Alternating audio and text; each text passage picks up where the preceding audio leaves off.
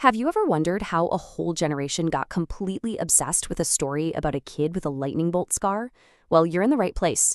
We are going to break down the magic of the very first book, Harry Potter and the Sorcerer's Stone, and we're going to do it all in about 5 minutes. Let's get into it. So, everything kicks off right here with this family, the Dursleys. They are so committed to being painfully, aggressively ordinary. They are the absolute last people on Earth you'd expect to get mixed up in anything, strange or mysterious. They're our anchor in the regular, non-magical world. But on one single, fateful day, the Dursleys' perfectly tidy world starts to unravel.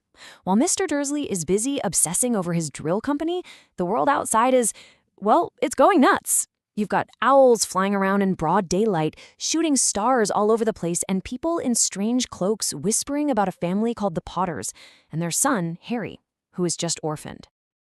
Okay, so let's jump forward 10 years. The Dursleys, they did take Harry in, but believe me, it wasn't out of love. He's been raised in total misery, forced to live in a dusty little cupboard under the stairs while they just shower their own son, Dudley, with gifts. And then, right before Harry turns 11, this shows up.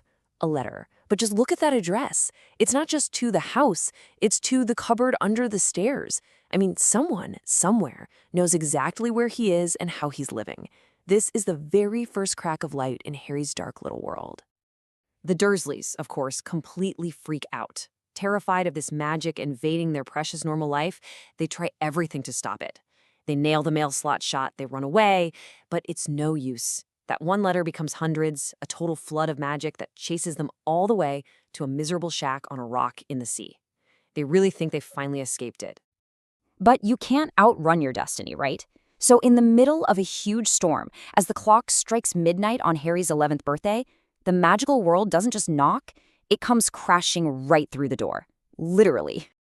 A massive man, this giant named Rubeus Hagrid, just kicks the door down, hands Harry his first ever birthday cake, and then drops the 4 words that change his entire life.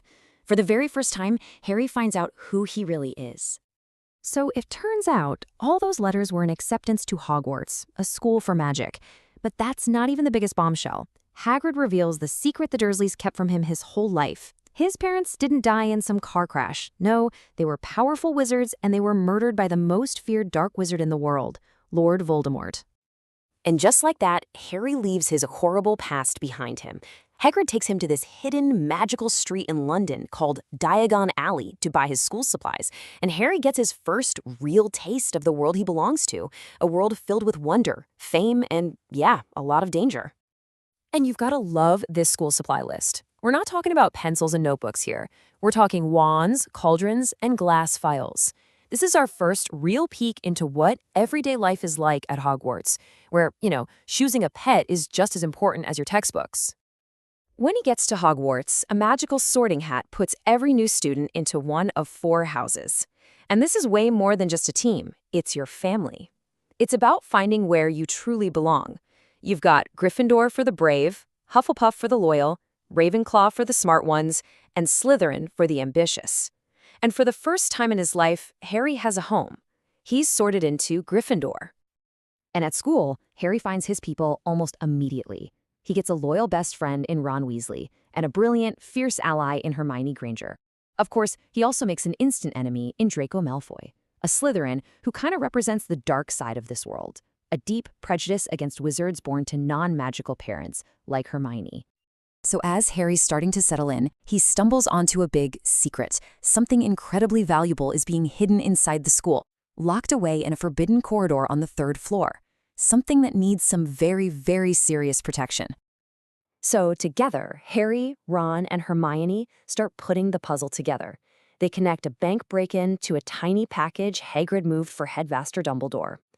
After they fight a giant troll together, which is a great bonding experience, by the way, they become this unstoppable team. Eventually, they figure out the secret object is the legendary Sorcerer's Stone, a stone that can grant eternal life.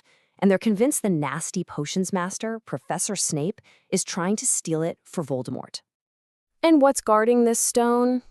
Oh, just a monstrous 3-headed dog that the kids accidentally find.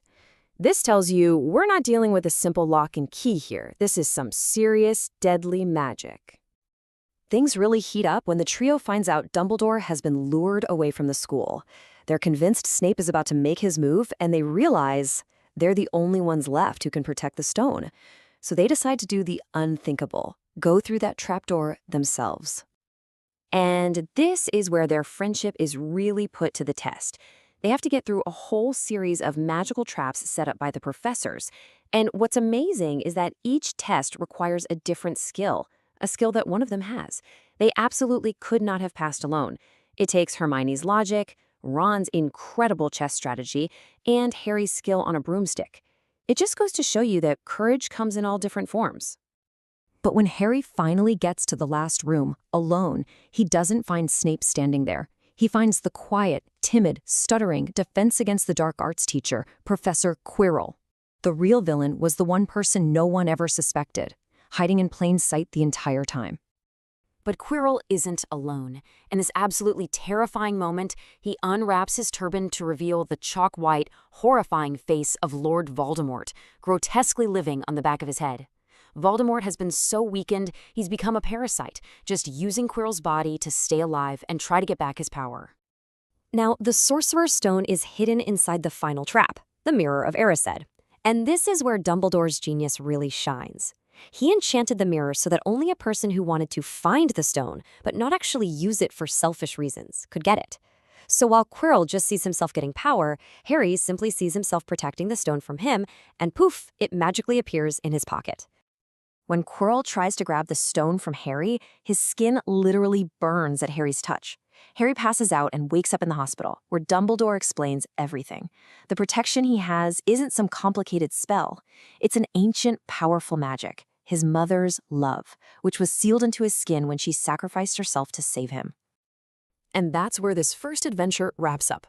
Harry is safe, the stone has been destroyed, and Voldemort has been defeated. For now. But it leaves us with this huge, lingering question that's going to hang over the entire series. His mother's love worked against a weakened, parasitic Voldemort, but is it going to be enough when he returns in a body of his own? What happens then?